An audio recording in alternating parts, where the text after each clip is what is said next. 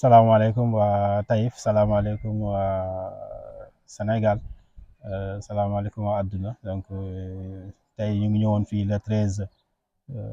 juillet 2024 si cadre fédération Salihina pour def suñu activité annuelle mooy couverture médico-sociale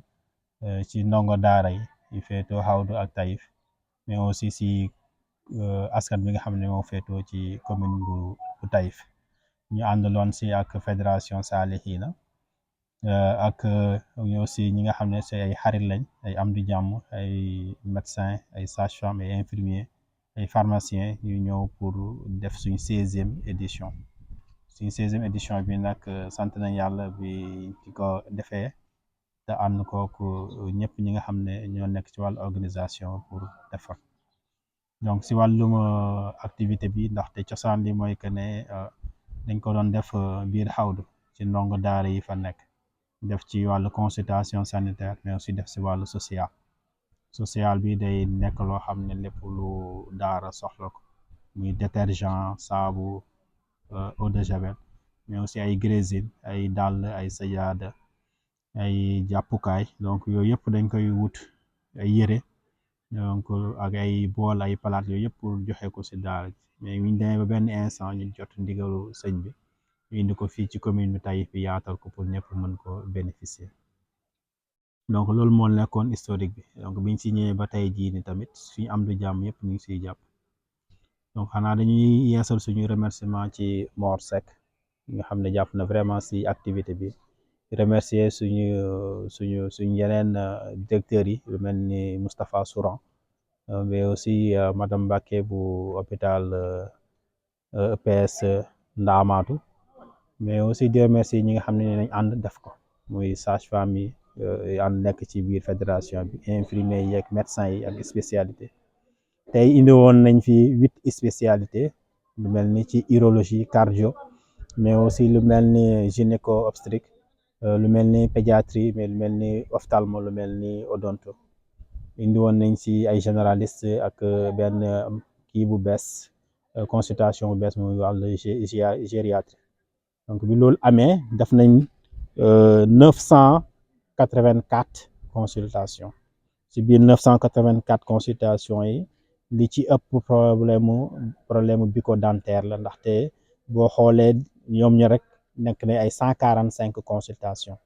te dindi nañ si ñoo xam ne 100 personnes yoo xam ne dindi nañ seeni bëñ te am na si yeneen pathologie dentaire yoo xam ne am na ci importance yuñ ci gis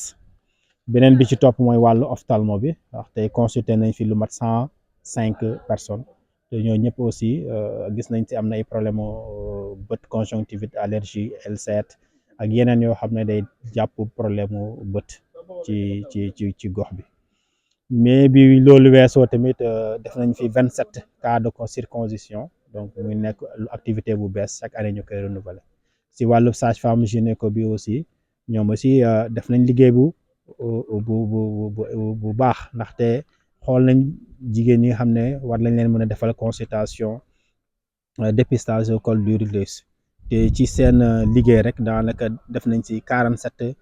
cas de dépistage te mais heureusement que amuñ benn cas bu positif bi ñuy wax nii si instant bii nii donc li ci des yëpp day nekk consultation générale ak pédiatrie xale yi tamit ñëw nañ bu baax ndaxte boo xoolee côté boobu rek liñ ciy consulter dafa am solo donc di sant bu baax aussi ndaxte autorité administrative monsieur le préfet jaar na fi si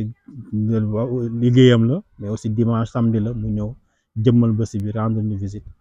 monsieur le maire aussi Mbaye Tine ñëw aussi jëmmal bés bi rendre ñu visite li ñuy souligner rek mooy que lii moom affaire sociale la amul rien de affaire patriotisme la affaire bëgg sa réew la affaire bëgg sa dimbale nit la donc moo ñu si dugal dañuy woo ñëpp ñu ñëw jàppale ñu si mais ñi nga xam ne aussi médecins yi dañuy wuyu dañuy làmb seen poos def ci seen ñàkk seen doole donc loolu rek fierté la ci buñ leen wooyee ñu ñëw jàppale ñu si donc loolu bëggoon naa ko résumé ci bésu tey bi alhamdulilah. Est-ce que ministère de la santé waaw ñun ay ndongoy ministère de la santé lañ donc si ñoom lañ bokk lu ñuy def lu nekk amuñu def ko te jaarale wuñ ko fi ñu ko war a jaarale mu gën ñoo jege muy d'abord ci fi ñu gën a jege mooy ICP Taïf bi mu ñu informé ko feneen fi ñu gën a jege mooy médecin chef de district bu Mbacké bi mu gën ñoo jege donc yooyu rek ñoom bu ñu ko yëgee rek donc yaakaar nañ ne ministère de la santé yëg nañ ko ndaxte ñoom ñëpp si kër googu lañ bokk te ñun ci biir kër gi lañ bokk ndaxte loolu moom war a refte la ñu yëgal leen ko ñu xam ko donc li ñuy defal nii tamit ministère de la santé lañ koy defal mais aussi collectivité locale bu Taïf lañ koy defal monsieur le maire parce que santé bokk na ci loo xam ne dañ ko jagleel communauté rurale bi pàcc yi bu am budget bu am taxawaay aussi loo xam ne ñoom ñoo ko def ñu ñoo aussi di ko def li ñu ci gën a neex ren aussi mooy sensibilisation bi nga xam ne def nañ ko si wàllub diabète wàllub hypertension artérielle mais aussi si wàllub ay maladies bucco-dentaires. Merci beaucoup. waaw ñu ngi sant ñëpp sant sëñ Xaadim Mbacke mi ñuy defal surprise ñëw rendre ñu visite ci jëmmal bés bi saafonteeg spécialité yi yoo xam ne kenn fayu leen donc dañoo ñëw sacrifice jël seen temps ak bëggeel ak cofeet 6 heures du matin 5 heures du matin ba léegi ñu ngi si voyage bi donc ñu ngi yegg si Taïf 9 heures ñu commencé ba sànq si 17 heures lañ pare donc loolu rek sag la donc ñu ngi sant sëñ Mbacke Xaadim bu Mouhamed ko ñaanal suñu borom mais ko wér ak gudd fan li mu bëgg a liggéeyal maam Cheikhul Khadim suñu borom defal ko lu kawe njottam ñu nit taalibe yi yàgg lool ci ginnaawam fu mu xool rek ñu jëm fa wala mu fekk ñu fa ñu koy defal li nga xam ne moom la soxla si côté social bi si côté santé bi donc di waajalaat nag déwén incha allah 17e édition yi bu neexee Nabil Moustapha alhamdulilah. kàddu sant rek daanaka at yu baax na lépp jërë ngeen jëf yàlla nangu suñu liggéey yàq bi ñu koy defee ndax lu baax moom ku ca nekk jërëjëf kàddu yu gàtt la jërëjëf kàddu gu gàtt la waaye ku jëful du ko dégg sant nañ ñëpp gërëm nañ ñëpp muy ca Dakar ba ci fii ba niñ paree képp ku ci teg si loxo rek suñ la gisut it suñu borom subhanahu wa taala gis na la yàlla na la yàlla fay kàddu gu gàtt la waaye ku jëfut du ko dégg jërë ngeen jëf jazakumullahu xayran